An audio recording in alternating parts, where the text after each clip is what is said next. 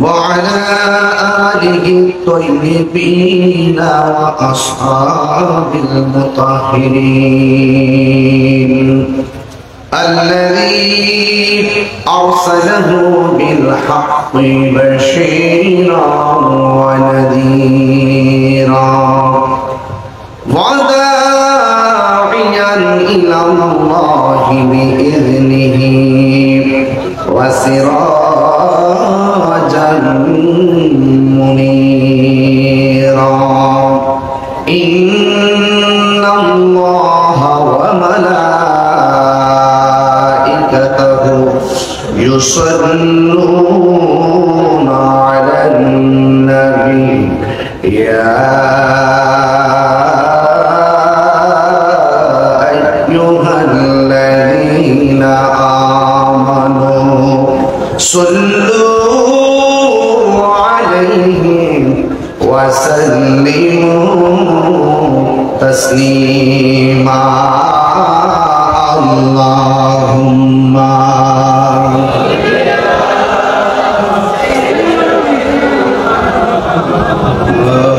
مولانا محمد وعلى آله سيدنا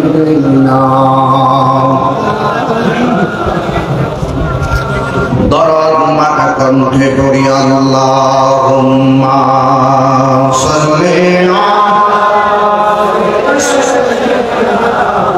মাওলানা মুহাম্মদ ওয়া আলা আলিহি সাইয়্যিদিনা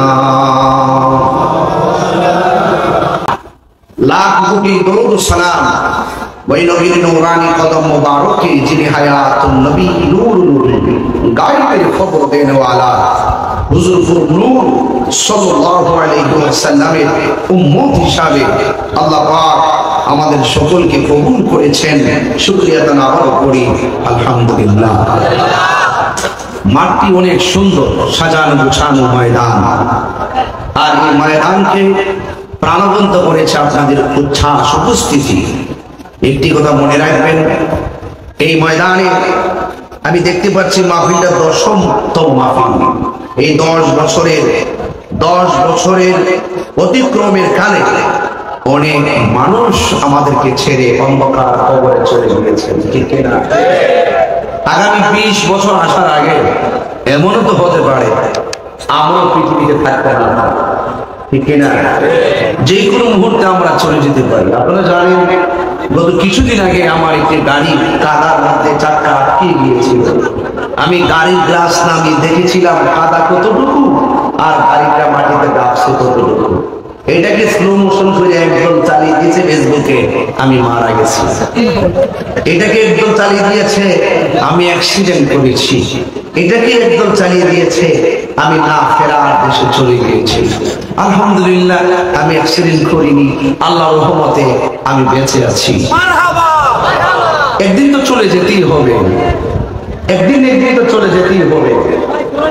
আমি এই না ফেরার দেশে চলে যাওয়া ঘটনাটি যখন ফেসবুকে এসেছে আমি দেখেছি কতগুলো ভালোবাসার মানুষ আমাকে ফোন দিয়েছে, আমাদের পরিবারে ফোন দিয়েছে, আমাদের সহপাঠী কিবরিয়া সাহেব সহ আমাদের সহযোদ্ধা যারা তাদেরকে ফোন দিয়েছে যে আমি দুনিয়াতে আছি কিনা।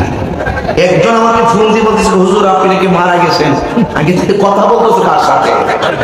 তুমি সরাসরি ফোন রিসিভ করার পরও বলতেছো আমি মারা গেছি।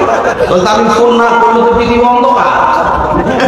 তো আমি যাই হোক, আমি কিন্তু এই যে ফোনগুলো আমার কাছে আসছে, আমি যদি চলে যেতাম, অ্যাকচুয়ালি যদি আমি চলে যেতাম, এই ফোনগুলো আমি কানে রিসিভ করতে পারতাম না।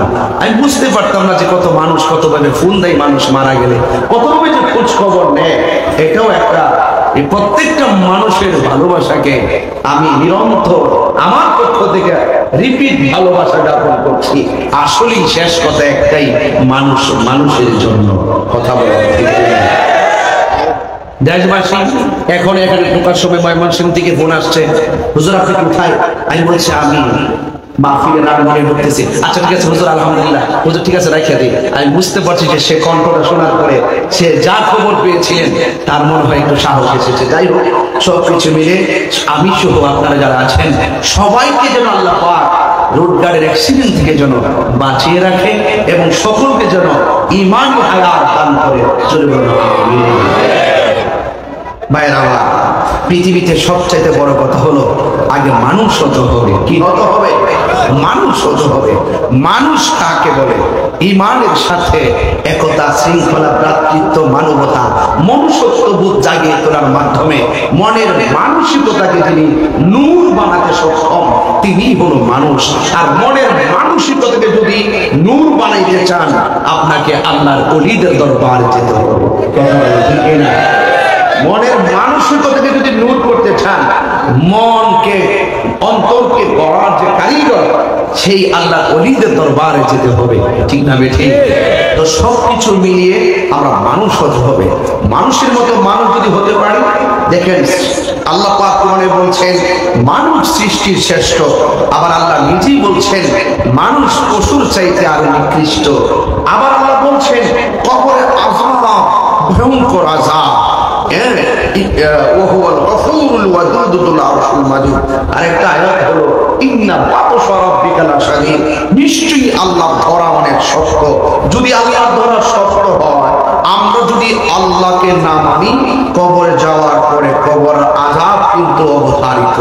আবার যদি আমরা মানুষের মতো মানুষ হতে পারি, ঈমানটা যদি ধারণ করতে পারি, আমলে সালেহ যদি করতে পারি, মারা যাওয়ার পরে কিছু কিছু প্রেমিক বান্দাদের গায়ের নিচে আল্লাহ পাক রব্বুল আলামিন জান্নাতের গালিচা বিছানোর ব্যবস্থা করে দিলেন। আবার এই ঈমানদার মাটিতে শুয়ে তার আরাম ঘুমিয়ে যাবে। আবার এটার চাইতে ক্লাস আরো উপরে আছে, কিছু কিছু মানুষ আছে আবার কবরে যাওয়ার পর তারা কবরে ঘুমাবে, কবরে নামাজ পড়বে, কবরে কোরআন তেলাওয়াত করবে, রুহানি ভাবে তারা ঘুরতে পারবে। আল্লাহ বলছেন ইনদা রাব্বিহিম ইউরযাকুন, আমি আল্লাহ তাদের জন্য জান্নাত থেকে খাবারও পাঠাই। মানুষ তো সবাই, আমি তাহিরি বান্দাই রয়ে গেলাম, কিবরিয়া সাহেব বান্দাই রয়ে গেলেন, আপনারাও বান্দাই রয়ে গেলেন, কিন্তু আজকে আল্লামা গাজী শের বাংলা রহমাতুল্লাহ আলাইহি তিনি বন্ধু হয়ে গেলেন। আর বান্দা যখন হয়ে কবরে যায়, বান্দা বান্দাকে ভুলে যায়। আর বান্দা যখন দুনিয়া থেকে যাওয়ার আগে আল্লাহকে রাজি করে বন্ধু হয়ে যায়, তাদেরকে কেউ বলে না। 750 বছর পরেও বাবা শাহজালালের নাম আছে না? তাহলে বোঝা যায় দুনিয়াতে থাকা অবস্থায় আপনাকে বন্ধু হতে হবে।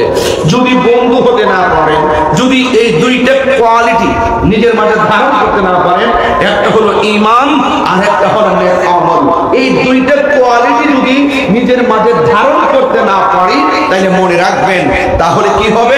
ইন্নাল ইনসানা লাফি খুসর, সমস্ত মানুষ ক্ষতিগ্রস্ত হবে। হ্যাঁ, ইল্লাল্লাযীনা আমানু ওয়া আমিলুস সালিহাত, যদি ঈমান ঠিক থাকে, যদি আমল সুন্দর থাকে, আপনি দুনিয়া থেকে যাওয়ার সময় ঘুমিয়ে ঘুমিয়ে আরামে আরামে রিল্যাক্স মোডে যাবেন, রিল্যাক্স মোডে ঘুমাবেন। কিয়ামতের সময় যখন ইসরাফিল আলাইহিস সালাম সিংহা ফু দিবে, তখন ঈমানদার বলো আহ এই মাত্র ঘুমালাম, কে আমাকে ঘুম থেকে জাগ্রত করবে। তাহলে খেয়াল করে দেখেন, ইত্যাদি সুযোগ সুবিধা ভোগ করতে গেলে দুনিয়ায় থেকে আপনি আল্লাহকে রাজি করতে হবে। এর ভিতরে একটা কোয়ালিটি হলো এই অন্তরটাকে ঠিক করতে হবে। কারণ আল্লাহ আমি কিন্তু তাড়াহুড়া করতেছি, এর কারণ আছে, কারণ আকাশটা তো বলা যায় না, এই জন্য আমি একটু আমার কথাগুলো বলে দিয়ে যাচ্ছি যতটুকু সময় পায় আর কি। তো এই জন্য আল্লাহ পাক রব্বুল আলামিন কাহারো চেহারার দিকে তাকায় না, আল্লাহ পাক কাহারো ড্রেসের দিকে তাকায় না, আল্লাহ পাক তাকায় মানুষের অন্তরের দিকে। এই অন্তর যদি ঠিক থাকে, কবরে যাওয়ার পর আপনার পিঠের নিচে জান্নাতের গালিচা হয়ে যাবে। আর অন্তর যদি ঠিক না থাকে, বাঁশ পচার আগে আপনার লাশ পচে যাবে। তাহলে কি করতে হবে? পচা বীজ যদি মাটিতে লাগান গাছ উঠবে না, উঠবে কি না? আমার কথা মনে হয় বুঝেন না আপনারা। পচা বীজ মাটিতে লাগালে কি গাছ উঠবে? আরো বড় করে গাছ উঠবে? পচা বীজ মাটিতে লাগালে গাছ উঠবে না। ইন্নাকা লা তাজনি মিনাশ শাওকিল ইনাব, আঙ্গুরের গাছ থেকে কাঁঠালের আশা করা যায় না।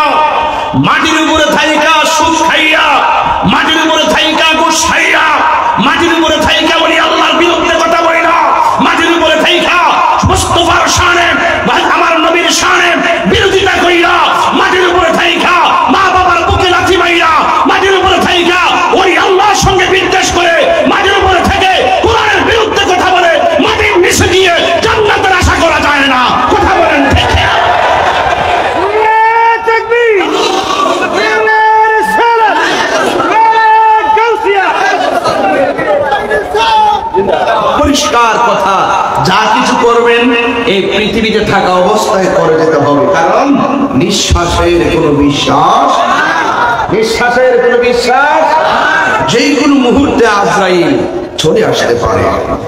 এখন যদি চলে আসে আপনি কি জবাব দিবেন? আপনার অনেক কাজ বাকি, অনেক ইবাদতের শূন্যতা, অনেক কাজের শূন্যতা, সব কিছু রেখে আপনাকে চলে যেতে হবে। কথা বলেন ঠিক কিনা? ভাইয়েরা আমার, ভাইয়েরা আমার, কথা পরিষ্কার না চলবে, কথা পরিষ্কার। যা কিছু করব এই দুনিয়া থেকে ইন্তেকালের পূর্বে আমাদেরকে প্রস্তুতি গ্রহণ করে যেতে হবে, ঠিক কিনা? আসেন একটু সামনে বাড়ি, বলুন হায়াতের মালিক কে? আল্লাহ। আল্লাহ পাক এই পৃথিবীতে আমাদেরকে পাঠিয়েছেন, পাঠাইবার আগে এই যে উপরে তাকিয়ে দেখুন একটা আসমান আছে কিনা বলেন। আপনি তো বলেন যে একটা আসমান, আসলে কি একটা আসমান? আল্লাযী খালাকা সাবআ সামাওয়াতিন তিবাকা,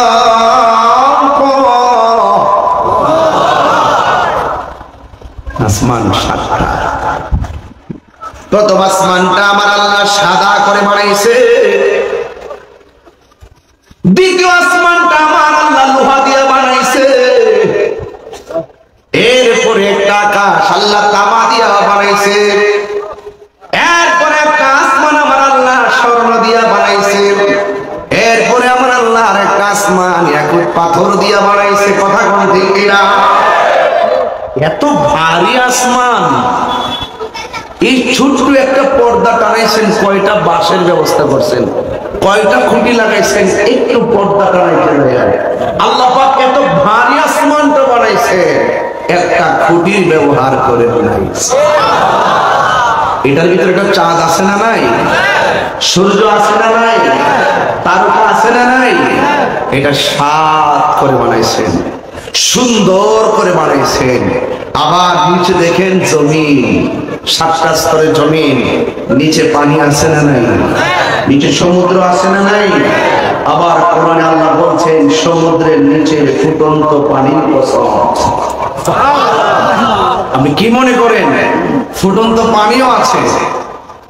একজন বিজ্ঞানীর জন্ম, তিনি চিন্তা করলেন এর নিচে গরম পানি, পরীক্ষা লাগালেন, খুঁজে গিয়ে দেখলেন ঠিকই গরম পানি ফুটন্ত বাষ্প উঠতেছে।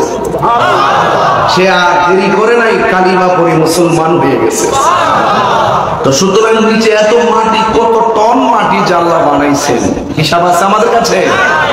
এত সুন্দর আসমান, উপরে চাঁদ, সূর্য, গিয়ে নিহারিকা, প্লুটো, ছায়াপথ, গ্যালাক্সি, উল্কাপিণ্ড, ধূমকেতু, এত গ্রহ নক্ষত্র আল্লাহ পাক বানায় রাখছেন সব বান্দার কল্যাণে। কিছুদিন আগে একটা মিস কল গেছে, কোনটা জানেন? সূর্যের ভিতরে চাঁদ, চাঁদের ভিতরে সূর্য, অটোমেটিকলি 8 এপ্রিল। আমেরিকাতে একটা রাত দিনের বেলা অটোমেটিকলি কালো হয়ে গেছে, দিনের বেলা গাড়ি লাইট জ্বালানো চলছে। কথা বলেন ঠিক কিনা? এগুলো কিন্তু খুব অশনি সংকেত, বড় বড় দুর্ঘটনা হবে। এগুলো কিন্তু আমাদের জন্য পরীক্ষা যে আল্লাহর কুদরত কত অপরিসীম। গভীর মনোযোগ, আলোচনায় ঢুকে গেলাম। ডানে বামে যাব না, আমি বলতে চেয়েছিলাম পরে আমার আল্লাহ এত সুন্দর আসমান বানাইলেন, চাঁদ আছে না নাই? চাঁদরা আমার আল্লাহ বানাইছে রাতের বেলা স্নিগ্ধ আলো দিয়ে কোন রকম চলার জন্য আর ধুলা লাগানোর জন্য। আর ওই দিনের বেলা আল্লাহ রাব্বুল আলামিন ওই আকাশের ভিতরে একটা সূর্য লাগাই দিয়েছে ফল ফলাদি হওয়ার জন্য আর আমরা চলার জন্য। দিনকে বানাইলেন আমার আল্লাহ চলার জন্য, রাতকে বানাইলেন আমার আল্লাহ বিশ্রামের জন্য। এরপরে দুনিয়ার জমিনে আল্লাহ মাটি বানাইছে, মাটি বানাইছে, মাটির উপর আমরা বসবাস করার জন্য।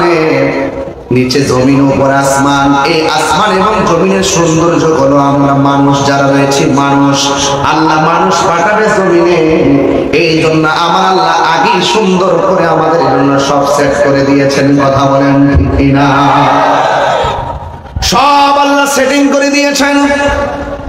এ যুবক, আল্লাহ রাব্বুল আলামিন এত সুন্দর করে জমিন বানিয়ে দিয়েছেন, আমাকে আপনাকে পাঠিয়েছেন। কিয়ামত পর্যন্ত মানুষগুলো এই জমিনের ভিতরে তারা চলাফেরা করবে। কি জমিনের মধ্যে পাঠাইছে একটা মাত্র কারণ। আমার আল্লাহ কোরআনে বলেন ওয়া মা খালাকুতুল জিন্না ওয়াল ইনসা ইল্লা লিয়াবুদুন। আল্লাহ রাব্বুল আলামিন বলেন আমি মানুষ এবং জিন জাতিকে সৃষ্টি করেছি একমাত্র আমি আল্লাহর গোলামি করার জন্য। এই জন্য মানুষগুলোকে আমার আল্লাহ কোরআনে বলেছেন খলাকতু বিয়াদাইয়া, আমি আল্লাহ রাব্বুল আলামিন বান্দার চেহারাটাকে আমি আল্লাহর কুদরতি হাত দিয়া বানাইছি। আমার ডানে অনেকগুলো মানুষ সুন্দর সুন্দর মানুষ, আমার বামে অনেক সুন্দর সুন্দর মানুষ। একটা চেহারার সঙ্গে আরেকটা চেহারা মিলে না, একজনের নাকের সঙ্গে আরেকটা নাক মিলে না, একজনের দুইটা চোখের সঙ্গে আরেকজনের দুইটা চোখ মিলে না, একজনের গায়ের চামড়ার সঙ্গে আরেকজনের চামড়া মিলে না। যদি আমরা ফর্সা মানুষকে ফর্সা বলি, কালো মানুষকে কালো বলি, কিন্তু চামড়ার ভিতরে আমার আল্লাহ ভিন্নতা দিয়েছেন। এটার পিছনে কারিগর একজন, জবানটা করে বলুন তিনি কে? ওই বান্দার এই স্ট্রাকচার বানায় এখানে একটা জবান দিয়েছে, জবান দিয়েছে কি হবে কার? আর এই জায়গার ভিতরে আল্লাহ দুইটা চোখ দিয়েছেন, এই দুইটা চোখ দিয়ে আমরা দুনিয়ার জমিন দেখবো, দেখে দেখে আমরা একজনকে গবেষণা করব। আজকে ইবলিসের একটা স্ট্যাটাস দিয়েছেন সরিষা নাই সূর্যমুখী ফুলের মাঝখানে। তিনি স্ট্যাটাস দেওয়ার সময় লিখেছেন তোমার সৃষ্টি যদি এত সুন্দর হয়, না জানি তুমি খোদা কত সুন্দর। তোমার সৃষ্টি যদি এত সুন্দর হয় নাকি নয় কি এরকম কি না? তার মানে বোঝা গেল আমি অনেক কিছু দেখার চেষ্টা করি কে কি লেখে। হ্যাঁ, তোমার সৃষ্টি যদি এত সুন্দর হয়, তোমার সৃষ্টি শুরুতে বলি, হ্যাঁ, তোমার সৃষ্টি যদি হয় এত সুন্দর, না জানি তাহলে তুমি কত সুন্দর, কত সুন্দর। কত সুন্দর, কত সুন্দর লেখা, কবির ধ্যান ধারণা, কত সুন্দর ব্যাখ্যা করতে হবে, ঠিক কিনা বলেন? হ্যাঁ আমার যুবক ভাইরা, আল্লাহ রাব্বুল আলামিন মানুষকে দুনিয়ার জমিনে পাঠিয়েছেন। এই জমিনে পাঠানোর পর আল্লাহ রাব্বুল আলামিন আমাদেরকে ইবাদতের জন্য দিক নির্দেশনা দিয়ে দিয়েছেন। এই জায়গার ভিতরে দুইটা চোখ দিয়েছেন, চোখ দিয়ে আমরা সৃষ্টি জগৎ দেখবো। তাফাক্কারুনা ফি খালকিস সামাওয়াতি ওয়াল আরদ, আসমান এবং জমিনে কি আছে এগুলো দেখে দেখে একজনকে গবেষণা করো। জবান খুলে বলেন তিনি কে? খুঁটি ছাড়া আসমানটা তুমি টানায় রাখলা কেমনে? কাঁঠালের একটা বীজ থেকে গাছ উঠাইলা কেমনে? আবার গাছের ডালডালা থেকে আবার কাঁঠাল বানাইলা কেমনে? আপনারা জবান খুলে বলেন এর পিছনে রহস্যকারী একজন, এর পিছনে কুদরত আছে একজনের। জবান খুলে বলেন তিনি কে? এত সুন্দর সৃষ্টি। আজ যুবকদের আমার বেশি দূরে যেতে হবে না, তাহিরির কাছ থেকে তাহিরিকে ব্রাহ্মণবাড়ির দিকে এনে রবকে চিনতে হবে না। তোমার নিজের দিকে তাকালে তুমি নিজে রবকে চিনতে পারবে, আপনি আপনার দিকে তাকালে আপনার রবকে চিনতে পারবে। ছিলাম কোথায়, আসছি কোথায়, যাব কোথায়, আমাকে পাঠিয়েছেন কে, আমি যাব কার কাছে, আমাকে ছেড়ে চলে গিয়েছে যারা, তারা গিয়েছে কোথায়, এগুলো চিন্তা করলেই মান আরাফা নাফসাহু ফাকাদ আরাফা রাব্বাহু। যে নিজেকে নিজে চিনতে পেরেছে সে তার রবকে চিনতে পেরেছে। পরিষ্কার কথা। এই জন্য আমাকে আপনাকে পাঠিয়েছেন। আমি দুনিয়াতে চলছি ফিরছি, খাইছি ঘুমাচ্ছি, কিন্তু আমাকে একদিন পৃথিবী ছেড়ে চলে যেতে হবে। কারণ আমার শুরুর মালিক যিনি, শেষের মালিকও তিনি। আল্লাহ বলছেন ইন্নাহু হুয়া ইউবদিউ ওয়া ইউঈদ, নিশ্চয়ই তিনি সে আল্লাহ যিনি আমার শুরুর মালিক, আমার শেষের মালিক। এই জন্য আল্লাহ বলছেন কাইফা তাকফুরুনা বিল্লাহি ওয়া কুনতুম আমওয়াতান ফাআহইয়াকুম সুম্মা ইউমীতুকুম সুম্মা ইউহয়ীকুম সুম্মা ইলাইহি তুরজাউন। আল্লাহ রাব্বুল আলামিন বলছেন তোমরা তোমাদের রবকে কিভাবে অস্বীকার করছো? তোমরা তোমাদের রবকে কিভাবে অস্বীকার করছো? হাজার চেষ্টা করলো আমার আল্লাহর সৃষ্টিকে অস্বীকার করা যাবে না। আল্লাহ বলছেন ফাবিআইয়ি আলাইহি রাব্বিকুমা তুকাযযিবান। তুমি কোন কোন নিয়ামত অস্বীকার করবা? অস্বীকার করার কোন রাস্তা আল্লাহ বলছেন তোমরা কিভাবে তোমাদের রবকে অস্বীকার করছো? আল্লাহ বলছেন তোমরা ছিলে মুর্দা, আমি আল্লাহ তোমাদেরকে জীবন দিয়েছি, এরপরে জীবন দেওয়ার পরে তুমি অনেক কিছু হয়েছো, এরপরে আমি আল্লাহ রাব্বুল আলামিন সব কিছুর মাঝখান দিয়ে এমন একটা খাবার দেওয়াবো যে খাবার দিয়া সব স্তব্ধ করে দিবেন, সেই খাবার নাম হল মরণ। ঠিক কিনা?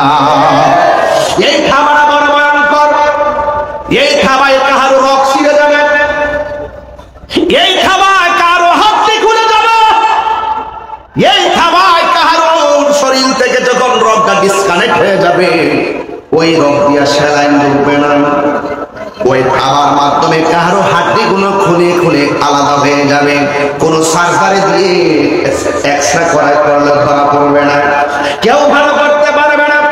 এই জন্য আমার যুবক, ওই খাবার নাম হলো মৃত্যু। এই মৃত্যু বড় কঠিন। জীবন্ত বকরি গায়ে থেকে চামড়া তুললে বকরি যেমন কষ্ট হয়, এর চাইতে বেশি কষ্ট হবে আজরাইলে যখন থাবা দেওয়ার সময় আপনার রূহটা নিয়ে যাবে। কেউ পায়খানা করে বিছানা বাসায়া দিবে, কেউ প্রস্রাব করে বিছানা বাসায়া দিবে, কেউ চোখ দুইটা খুলে দিবে, আবার কেউ জিহ্বার মধ্যে কামড় দিয়ে ধরবে। পাশে ভাই বসা আছে, পাশে বোন বসা আছে, আপন জনরা সম্পদের ভাগ নেওয়ার জন্য প্রস্তুত, কিন্তু মরণের কষ্টের ভাগ নেওয়ার মতন কোনো বান্ধব নাই। কথা বলেন ঠিক কিনা? নিবে কেউ মৃত্যুর কষ্টের ভাগ নিবে? কেউ নিবে না। আমার উত্তর শুনতে এই ওয়াজ না, জাস্ট ভূমিকায় বলে যাচ্ছি। আমি আর একটু সামনে যাব, এখান থেকে ওয়াজটা না করলে ওয়াজের ফিনিশার আসবে না। এই জন্য আমি আমার জীবন থেকে শুরু করলাম বয়ানটা। এরপরে যখন মৃত্যুর সময় আপনার রূহটা নেওয়ার সময় হবে, বেঈমান হয়ে রাঙ্গুনিয়ায় পড়ে থাকলে আপনি বলবেন, আজরাইল আমাকে একটু সময় দাও, আমার একটু নামাজ বাকি আছে, আমার সময় দাও, আমার রোজার বাকি আছে, আমাকে সময় দাও, অনেক ইবাদতের বাকি আছে। কিন্তু আজরাইল বলবে, না না, একটু সময় দেওয়া হবে না, একটা সেকেন্ড দেরি করবে না, যখন সময় হবে আপনাকে চলে যেতে হবে। যেখানে থাকেন না কেন, হয়তো আপনি বিদেশ, না হয় আপনি রাঙ্গুনিয়া, না হয় চট্টগ্রাম টাউনে, যেখানেই থাকেন না কেন, সেখানে আজরাইল আপনার কাছে চলে আসবে। আল্লাহ রাব্বুল আলামিন কোরআনের মধ্যে বলে দিয়েছেন, ওয়া তাদরি নাফসুন বিআইয়ি আরদিন তামুত। হারিয়ে যাব একদিন আমি, রবনায় ভুবন চিরদিন। বল হারিয়ে যাব একদিন আমি, রবনায় ভুবন চিরদিন। ক্ষমা করে দিও তোমরা আমায়, বল তোমরা আমায়, ভুল করে থাকি যদি কোনদিন, হারিয়ে যাব একদিন আমি, রবনায় ভুবন চিরদিন। বাঁশি বাগানে বা গোরস্থানে হয়তো দিবে মোরে খবর, তোমরা আমায় যাবে ভুলে, রাখিবে না জানি কোন খবর। বাঁশি বাগানে বা গোরস্থানে হয়তো দিবে মোরে খবর, তোমরা আমায় যাবে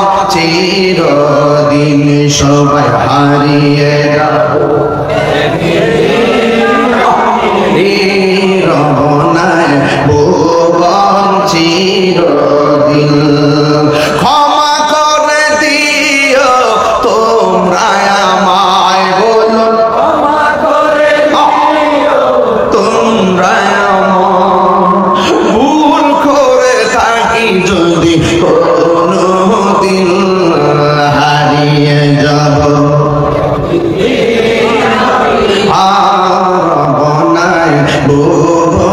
চিরদিন একটা জবান বন্ধ রাখবেন না মায়ার সুরে বলুন আল্লাহু আকবার আর চিৎকার মেরে বলুন ইয়া রাসূলুল্লাহ হায়রে রাঙ্গুনিয়ার বাবা কি দিয়া ওয়াজ বুঝাবো একটু মাত্র জিন্দা থাকা অবস্থায় একটা ছেলে ভুল করে দিয়া দিছে আমি না ফেরার দেশে চলে গিয়েছি যদি আসলে সত্য বাস্তব ঘটনা হতো এই মুহূর্তে রামপুরিয়া আমাকে আর দেখতেন না যদি ঘটনাটা বাস্তব হতো আমি কবর সুখে কিনা দুঃখে আছি কেউ জানতাম না কথা মন ঠিক কিনা এটাই নিয়ম মানুষ চলে যাবে হাসতে হাসতে চলে যাবে রে বাবা এই জন্য যুবক ভাইরা দুনিয়াতে থাকে না যতদিনই থাকেন মানুষ চলে যাওয়ার পরে মানুষ মানুষকে ভুলে যায় মানুষ মানুষকে ভুলে যায় আপনার জন্য আখিরাতের ক্ষেত্রে কেউ কিঞ্চিত জায়গা দিবে না যার যার ইয়ানসি আমার কবরে আমি থাকবো আপনার কবরে আপনি থাকবেন এই জন্য কারোর পিছনে লাগবেন না নিজের চিন্তা করেন নিজের কবরে চিন্তা করেন আল্লাহ বলে সুম্মা ইউমীতুকুম এই শব্দটা বড় কঠিন আল্লাহ বলে কুল্লু নাফসিন যায়িকাতুল মাউত তুমি মরতে হবে যেই কোনো মুহূর্তে আমাকে আপনাকে কবরে চলে যেতে হবে আপনজনরা সব কাঁদবে আমার দাদার আনুষ্ঠানিকতা যা ছিল আমার আনুষ্ঠানিকতা তাই হবে আমার বড় বাবার আনুষ্ঠানিকতা যা ছিল আমার আনুষ্ঠানিকতা তাই হবে আমার বাবার আনুষ্ঠানিকতা যেমন ছিল আমার আনুষ্ঠানিকতা এমন হবে কিবরিয়া সাহেবের আনুষ্ঠানিকতা এমন হবে এখন বলেন হুজুর মানুষ মারা যাওয়ার পর আমার আনুষ্ঠানিকতা কি এক নম্বর আনুষ্ঠানিকতা মাইকিং হবে দুই নম্বর আনুষ্ঠানিকতা বড়ই পাতার জল হবে তিন গরম জল হবে তিন নম্বর আনুষ্ঠানিকতা বাবার দিকে কাপড়ের কাপড় আসবে চার নম্বর আনুষ্ঠানিকতা মসজিদের খাট আসবে পাঁচ নম্বর আনুষ্ঠানিকতা জানাজার ময়দানে হাজার হাজার মানুষ লাইন ধরে দাঁড়ায়া যাবে আর ষষ্ঠ নম্বর আনুষ্ঠানিকতা চিরবিদায় দেওয়ার জন্য আমার ঘাটটা কাদের মধ্যে নিবে সপ্তম আনুষ্ঠানিকতা কবরে নামাই দিব অষ্টম আনুষ্ঠানিকতা বাঁশ গুলা দিয়া চাটাই গুলা দিয়া আমাকে মাটি দিবে মিনহা খলাকনাকুম ওয়া ফিহা নুঈদুকুম ওয়া মিনহা নুখরিজুকুম তারাতান উখরা এটাই তো আমার আপনার জীবনের শেষ কথা আর কি কথা আর কোন কথা আছে আর কোন আওয়াজ আছে আল্লাহ বলে সুম্মা ইউমীতুকুম এই জন্য বলছি এই শব্দটা আমাদের জন্য বড় ভয়ের একটা শব্দ আমাদেরকে চলে যেতে হবে এরপরে অনেকে ভাবেন দুনিয়াতে এসেছি আর কি আসবো নাকি যা খাই খেতে পারি খেয়ে নেই যা করার করে নেই না ভাই যা খায় তাই খাইতে পারবে না ইচ্ছে করলে তুমি হালাল খাও হারাম খাওয়ার অধিকার নাই কথা বলো ঠিক তুমি যা করার করে নাও হ্যাঁ করতে পারো তুমি নামাজ পড়তে পারো ইচ্ছে করলেই তুমি মানুষকে হত্যা করতে পারো না কথা বলেন ঠিক না রে এই জন্য যুবক ভাইয়ের আমার সবাইকে বলবো মা আতাকুম রাসূলু ফাখুযুহু ওয়া মা নাহাকুম আনহু ফান্তাহু যা কিছু কল্যাণকর তা তুমি করতে পারো বাধা নাই যা অকল্যাণকর তা তুমি করতে পারো না যা করণীয় তা যদি করো আল্লাহর কসম করে বলি আমার রাসূলকে সাক্ষী রেখে বলি আপনি যদি আল্লাহর কথা মতো নবীর তরিকা মতো চলতে পারেন লিখে রাখেন এই রাঙ্গুনিয়ার লালানগর মানুষ আপনারা লিখে রাখেন হুসনাবাদের মানুষ লালানগরের মানুষ রাঙ্গুনিয়ার মানুষ চট্টগ্রামের মানুষ আপনি লিখে রাখেন আপনি যদি নবীর তরিকা মতো চলতে পারেন নবীর কথা মতো চলতে পারেন এই লালানগরে আপনার ঘরে আসবেই আসবে আসার সময় দরজায় দাঁড়াবে দাঁড়ায় বলবে আসসালামু আলাইকুম ইয়া হালাল ভাই এই বড়ওয়ালা আপনার উপর সালাম, আমি কি আসতে পারি? ইমানদার বলবে হ্যাঁ, ওয়ালাইকুম সালাম, আসুন বসুন। মাথার পাশে বসবে, মাথার পাশে বসে এই চুলের মধ্যে আজরাইলের আঙ্গুলগুলারে চিরুনি বানাবে, বানায় এমনি আশ্রয়ের কানের কাছে মুখটা লাগায় বলবে আমি তো এসেছিলাম আপনার রূহটা নেওয়ার জন্য। ইমানদার বলবে দেরি করেন কেন, তাড়াতাড়ি নিয়ে যান, দুনিয়া ভালো লাগে না, যার জন্য পাগল, যার জন্য দেওয়ানা, সেই নবীকে দেখার জন্য মনটা পাগল হয়ে রয়েছে। বুঝতেছেন আপনারা, প্রেমিক মরণের ডরায় না। এই জন্য আমরা যখন কথা বলি বুক ফুলিয়ে কথা বলি। ইমাম হুসাইন মৃত্যুর ঘরে ময়দান থেকে পলায়ন করে নাই, রক্ত দিয়েছেন। বলেন ইমানদাররা মরণটা ডরায় না। আজরাইল আর বেঈমানের কাছে আজরাইল অনেক কিছু হতে পারে, ইমানদারের কাছে তো আজরাইল হবে বন্ধু। ঠিক না বলেন? আমার রূহটা তাড়াতাড়ি নিয়ে যান, আমার রবের সাথে, আমার নবীর সাথে দিদারের জন্য মনটা পাগল হয়ে আছে। যখন এই কথা বলবে বাস, এই রূহটা সার্জারির জন্য এটাই তো কথা। আর কিছু আছে রূহের ঠিকানা আর কি দিতে পারবো, এটাই বলতে পারবো আল্লাহর আদেশ মাত্র, ঢুকেছে বের হয়ে যাচ্ছে, এর বেশি করার কোনো সুযোগ নাই, এর বেশি ব্যাখ্যা করার সুযোগ নাই, মাপকাঠি দেওয়ার সুযোগ নাই, চলে যাবে। আল্লাহ বলে ফেরেশতা বেহেশত থেকে সাদা একটা কাপড় নিয়ে ইমানদারের কাছে যা। ওই ইমানদারের চোখের দৃষ্টি যতটুকু যায়, ঘর পর্যন্ত গেলে ঘরের দরজায়, আসমান পর্যন্ত গেলে আসমানে, বাহিরে গেলে বাহিরে গিয়ে কাপড়টা নিয়ে দাঁড়িয়ে থাক।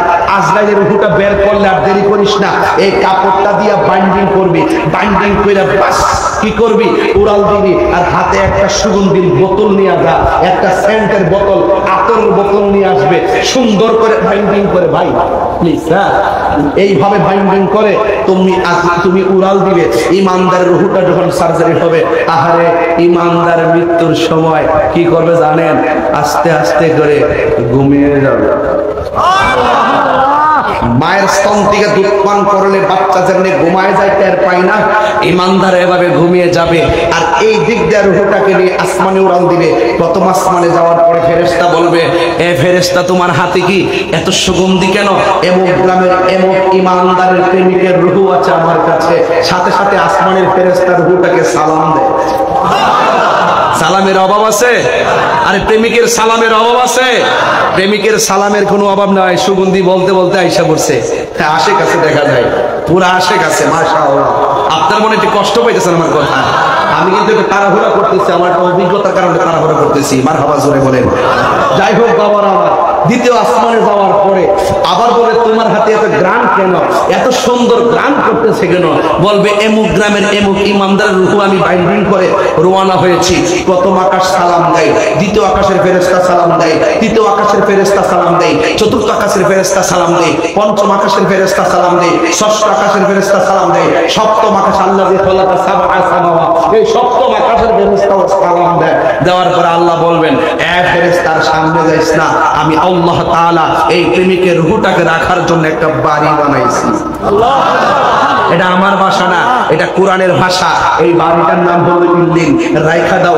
আর এই দিক দিয়ে সাজানো হচ্ছে, এই দিক দিয়ে গরম পানির জল করা হচ্ছে। আর মানিক মিয়া রূহ নিয়ে গেছে উপরে, আর দেহটা পড়ে আছে রঙ্গনিয়া। তাই মানিক মিয়ারে সুন্দর করে এইভাবে গোসল করাচ্ছে, কফুল দিচ্ছে, সাবান দিচ্ছে, কসকু সাবান, গরম বড়ই পাতার গরম জল দিয়ে আনুষ্ঠানিকতা শুরু হয়ে গেল। আঙ্গুল খিলাল শুরু হলো, দাড়ি খিলাল শুরু হলো, ওযু করানো হলো। পেটের মধ্যে চাপ দিয়ে একবারে পায়খানা গুলা প্রস্তাব থাকলে ভিতরে বের করে টিস্যু দিয়ে পরিষ্কার করে দিল। এটা পরিষ্কার করে দিবেন, দিনা করবেন না, কাউকে এইটা দিনা করবেন না। গোসলখানায় যাবেন, আমি যতটুকু সুযোগ পাই গোসলখানায় গেলে আমি এই কাজে অংশগ্রহণ করি। পেটের মধ্যে সাপ দিয়ে বসাইয়া ময়লা বাড়িলে এই টিস্যু দিয়ে ময়লা পরিষ্কার করে দিই। কেন জানেন? একটা কারণ, আজকে যেই লোকটার হাত লড়ে না, যেই লোকটার পা নড়ে না, যেই লোকটার চোখ খুলে না, যেই লোকটার জবান বন্ধ, এই লোকটার মতন তো একদিন আমি ওইভাবে পড়বো। আমি যদি তাকে মায়া করে পরিষ্কার করে দেই, আই নো দ্যাট, আমি এটা জানি যে আমি ইন্তেকাল করলে মানুষ আমাকে মায়া করে পরিষ্কার করবে। কথা কি সত্য বলতেছি? আমাদের এখানে অনেক মানুষ বাবা গোসলখানাতে যায় না, যাবেন, যায় একটা বদনা পানি দিবেন, বড়ি পাতা, এই যে পাতাগুলো পেরে সুন্দর করে সংগ্রহ করে দিবেন, সুন্দর করে জল করবেন, করার পরে গোসলটা করাবেন, এইভাবে আনুষ্ঠানিকতা হয়ে যাবে। তারপরে গোসল দেওয়ার পরে শরীরটা ভালো করে মুছবে, এরপরে চাদরের ভিতরে রাখা তার কাপড়ের কাপড়গুলো সুন্দর করে পরাইয়া, পুরুষ হলে 3 কাপড়, মহিলা হলে 5 কাপড় দিয়া সুন্দর করে 3টা বাদন দিয়া, পায়ের নিচে একটা, বুকের উপরে আরেকটা, মাথার উপরে আরেকটা, এই বাদন দিয়ে আপনি খাটের মধ্যে শোয়া দিবেন। বাস শোয়া দেওয়ার পরে কাঁধে উঠাইয়া নিয়ে যাওয়া হবে। এই যুবক ভাইরা আমার, ওই দিক দিয়ে মানিক মিয়া রুহু হলো, কথা বলছি, মানিক মিয়া রুহু হলো ইল্লিনে, আর এই দিকটা বডির আনুষ্ঠানিকতা শুরু হয়েছে। তাকে নিয়ে যাবে গুরুস্থানে, এই দেহটারে গুরুস্থানে নিয়ে যাবে। যাওয়ার সময় কত আনুষ্ঠানিকতা চলছে চলছে চলছে চলছে চলছে, নীতি নীতিতে শোয়াবে, উপরে মাটি দিবে, নামানোর সময় বলবে, নামানোর সময় কি বলবে? বিসমিল্লাহি ওয়া আলা, কি বলবে? শোনো, এই শোনো, নবীর বিরুদ্ধে কথা বলো না, সাবধান বলে দিলাম, নবীর বিরুদ্ধে কথা বলো না। যে জায়গায় তাহার ব্যাপারে কথা জিজ্ঞাসা করা হবে না, আমার নবীর ব্যাপারে কথা জিজ্ঞাসা করা হবে। যেই ময়দানে কেউ উঠবে না, সেই ময়দান সেদিকে আমি পড়ে যাব। আমি এই জায়গাটা ক্লিয়ার করে নিই, তারপরে কিছু টিকটক মৌলবীদের সাইজ করে দেওয়া যাবে। আজকে হাত তুলে আমার যুবক করা বন্ধ করে রেডি আছে।